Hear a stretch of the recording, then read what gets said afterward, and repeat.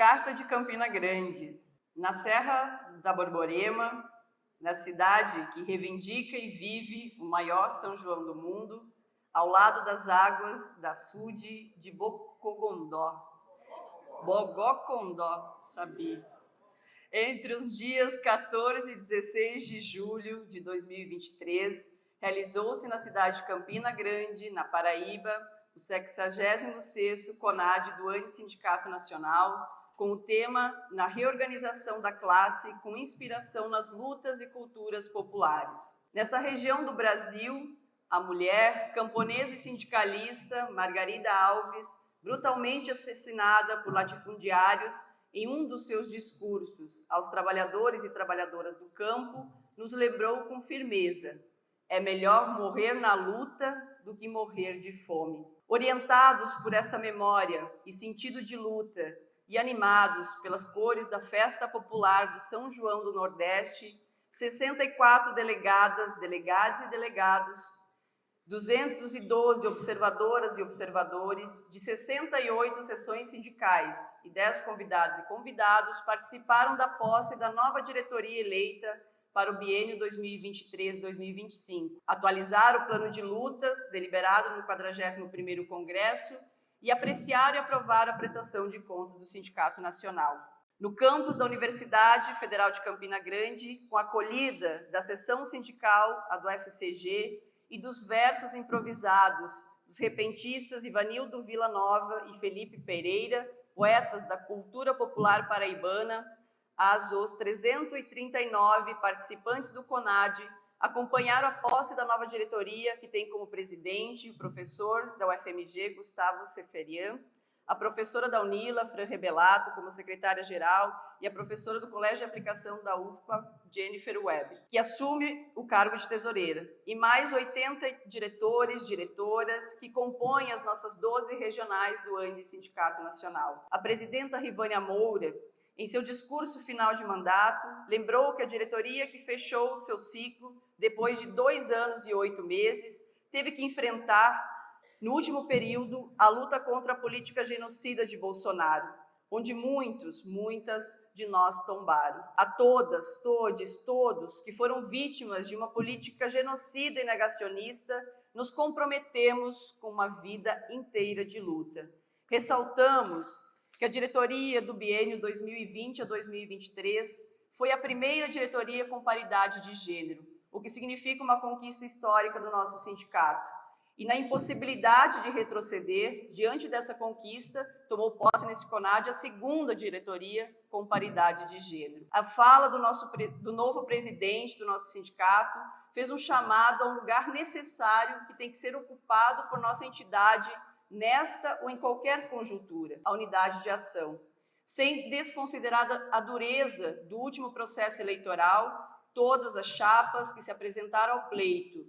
e toda a categoria merecem uma doce saudação, já que seu resultado foi, do começo ao fim, expressão dos interesses de nossa base, que apontou largamente, guardadas nuances distintas, a necessidade de manter o ANDI Sindicato Nacional autônomo e independente. Ressaltando as palavras do presidente, abro aspas, a atual diretoria atuará em prol do interesse em diálogo com toda a categoria nessa construção. Nós não estamos divididos, é fato, mas corremos o risco de nos estilhaçar. Isso pelos duros ataques que seguimos sofrendo e que teremos que dar embate no próximo período. Na continuidade do início do 66º CONAD, lançamos a nova edição da revista Universidade e Sociedade, com o tema Crise Ecológica e Socioambiental, Territórios, Política e Meio Ambiente. E de imediato também anunciamos a nova temática da próxima chamada da revista, que irá tratar dos 60 anos de luta e resistência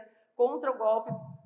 militar empresarial, que para nós tem uma centralidade fundamental na perspectiva da memória, verdade, reparação e justiça. Na mesma oportunidade, foi apresentada à nossa plenária os primeiros resultados da enquete nacional, Condições de Trabalho e Saúde 12 das docentes que atuam nas universidades públicas, institutos federais e Cefetes, Essa pesquisa, coordenada pelo GTSSA e que contou com vários professores e professoras da nossa base, terá continuidade no próximo semestre em nossas universidades, institutos e Cefetes, e certamente nos ajudará a compreender melhor a realidade da nossa categoria, no sentido de intervir de forma ainda mais assertiva em nossas lutas. Para que nosso instrumento seja afinado a partir das melhores notas expressas pelo entoar de nossas lutas, as e os participantes continuar a apreciação das propostas de texto de resolução que foram apresentadas ao 41º Congresso, realizado no Acre,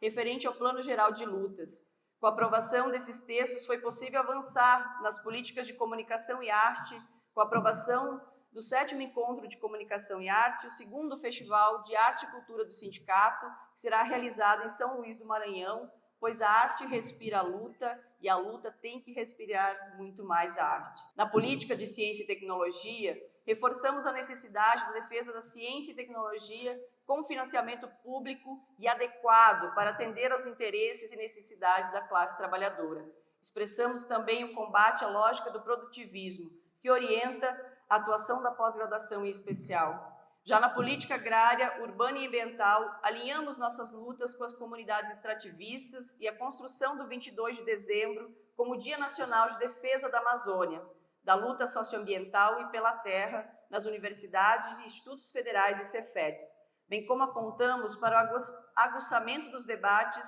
sobre o bem viver, plurinacionalidade e direitos da natureza. Foi também indicada a importância de construirmos articulações para intervir politicamente quando a realização da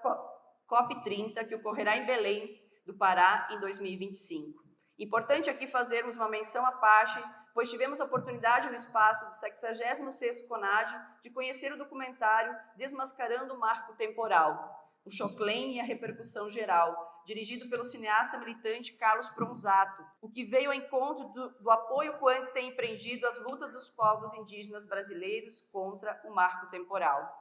Na política de seguridade social e assuntos de aposentadoria, reafirmamos a luta pelos direitos previdenciários com integralidade e paridade entre pessoas da ativa e aposentadas. Encaminhamos que o GTSSA possa debater em conjunto um conjunto de questões sobre condições de trabalho e sua relação com a saúde, incluindo a lógica produtivista meritocrática, levando em consideração as diferenças regionais, as questões de gênero, de raça e sexualidade.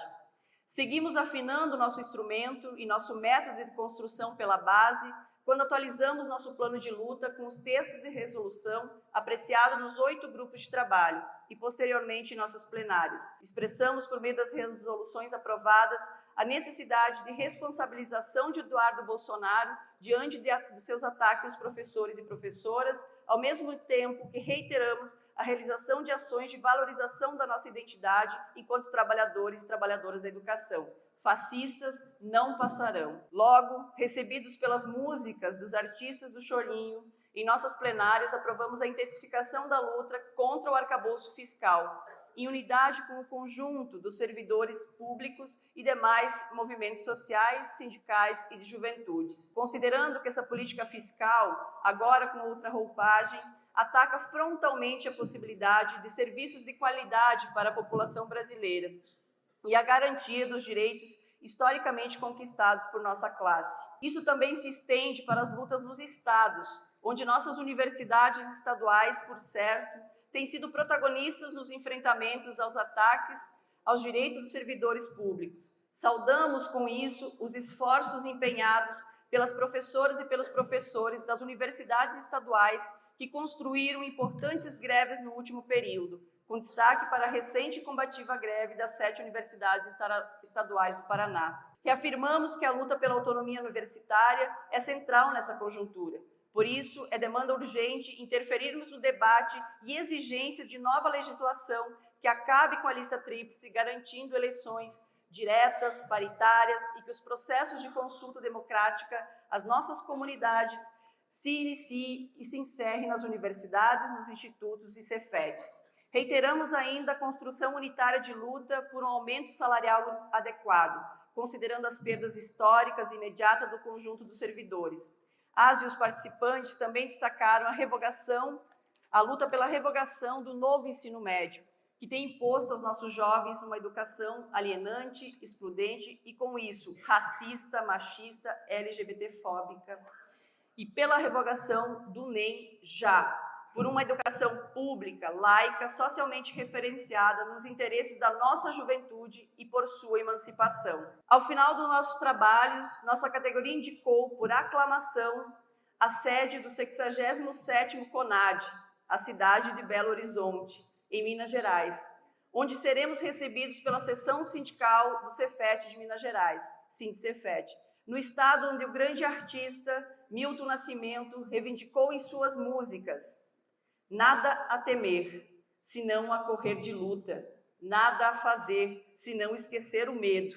ou ainda, com a roupa encharcada e a alma repleta de chão, todo artista tem de ir onde o povo está. Não seria diferente para um sindicato como o ANDE Sindicato Nacional. Essa necessidade de ir onde o povo está, em nosso caso, ir ao chão das nossas universidades, dos nossos institutos, dos nossos Cefetes, ombro a ombro com a classe trabalhadora brasileira, em toda a sua diversidade e lutando pelo fim de todas as formas de exploração e opressões, pela sua reorganização de suas lutas. Viva o ANDE Sindicato Nacional, sejamos todas, todes e todos conscientes da nossa tarefa histórica de lapidar e seguir construindo nosso instrumento de luta para que ele esteja afinado com os nossos anseios imediatos, históricos de nossa classe e, com isso, tocar a melhor música no dia da nossa vitória. Campina Grande, Paraíba, 16 de julho de 2023. Eu sou docente, sou radical, eu sou do ANDE Sindicato Nacional.